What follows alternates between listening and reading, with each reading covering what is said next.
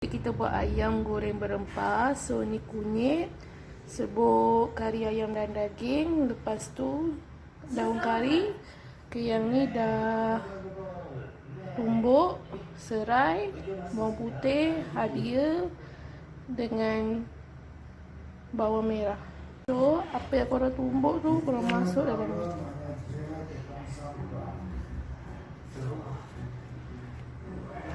Dan kalau ada serbuk cili, kalau tak serbuk cili, sebab serbuk cili tak ada kat rumah. Dan korang masukkan rempah-rempah ratus sikit. Dan letak tepung jagung sikit je untuk bagi dia rangup.